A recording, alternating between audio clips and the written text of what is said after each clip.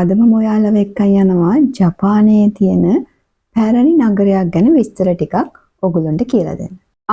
තවත් දෙයක්. අර ඈතින් පේන කන්ද ඔයාලා දන්නවද? ඒ තමයි ජපානයේ උසම කන්ද වෙන ෆුජි කන්ද.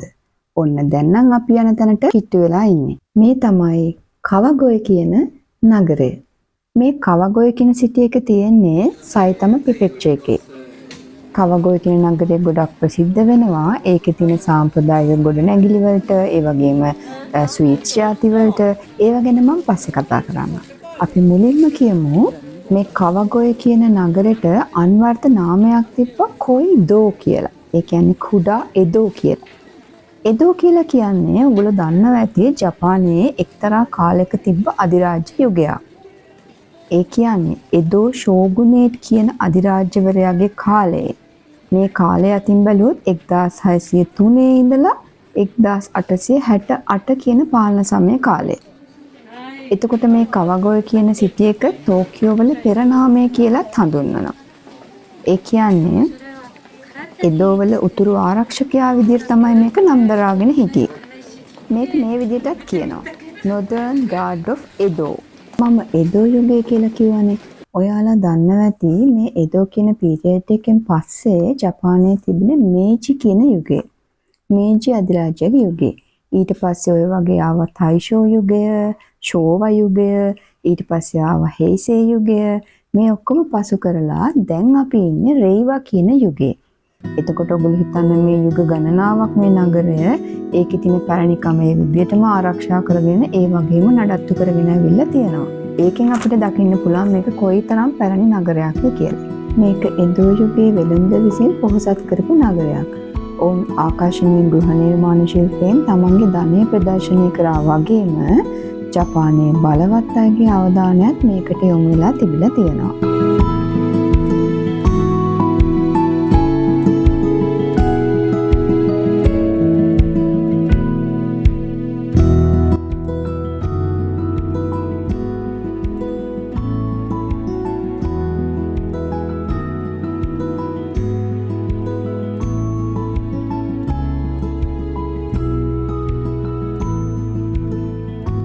මේ සිටි එක සමුරායිවරු ගොඩාක් හිටපු ප්‍රධාන කාසල් ගොඩාක් තියෙන යුද සටන් පසු කරපු පැරණි දියුණු ප්‍රසිද්ධ නගරයක්. ඒ නිසා කතා ගොඩාක් තියෙනවා.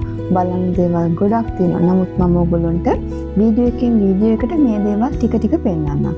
අද අපි බලමු මේක ප්‍රසිද්ධ වෙලා තියෙන තවත් දෙයක් ගැන. ඒ මොනවාද? ඒ තමයි රස කැවිලි. මේ වීදි ඔක්කොම රස කැවිලි වලට හරිම ප්‍රසිද්ධයි. මේක කියනවා රසවත් රස කැවිලි වීදියේ සැරිසරන්න එන්නේ කියලා. ඒ කියන්නේ ඕගොල්ලෝ අහලා ඇති මේ කවගොය කියන සිටි එක ගොඩක්ම බතල වලට ප්‍රසිද්ධයි. ස්වීට් පොටෑටෝ වලට ප්‍රසිද්ධයි. ඔයාලටත් පුළුවන් මේ වීදියට ආවොත් බතල වලින් හදපු බතල අයිස්ක්‍රීම්, ඒ වගේම බතල ස්වීට්ස් ජාති, බතල කෝපි, ඒ වගේම බතල චිප්ස් වගේ බතල වලින් විවිධ ආකාරයේ කෑම ජාති සහ බීම ජාති රස විඳින්න පුළුවන් මේ සාම්ප්‍රදායික ජපන් රස කැවිලි හදන වෙළඳසැල් වලින් පිරිච්ච කැන්ඩි විදියට ආවොත්. හැබැයි ඕගොල්ලෝ මේ ස්ට්‍රීට් එකට එනවා නම් අනිවාර්යෙන් හවස 5:00ට කලින් ඕගොල්ලන්ට එන්න වෙනවා. මොකද ඒ වෙනකොට මේ කඩවල් ඔක්කොම වැහෙනවා. ඒ නිසා එනවා නම් අනිවාර්යෙන් 5ට කලින් මේ සිටි එක බලන්න එන්න.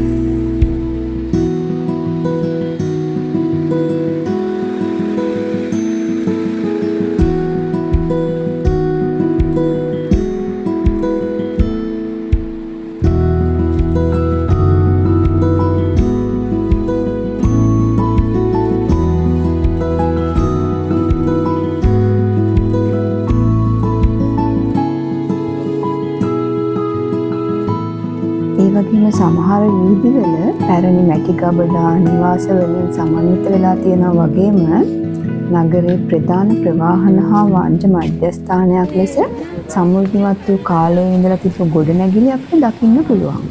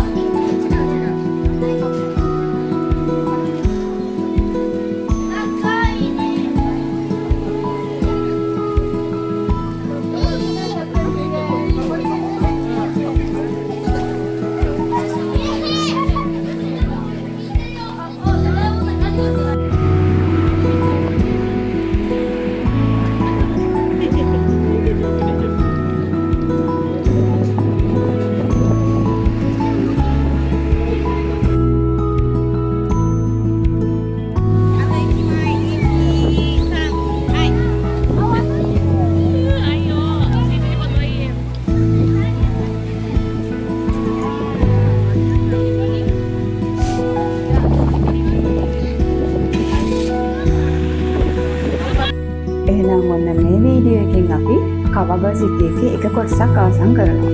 අපි ඊළඟ වීඩියෝ එකෙන් බලමු මොනවාද අපිට මේ සිටි එකේ කරන්න තියෙන්නේ සහ බලන්න තියෙන්නේ කියලා. එහෙනම් අපේ ඊළඟ වීඩියෝ බලන්න Takeshi Japanese Language Center YouTube channel එකත් එක්ක සම්බන්ධ වෙලා ඉන්න. මතනේ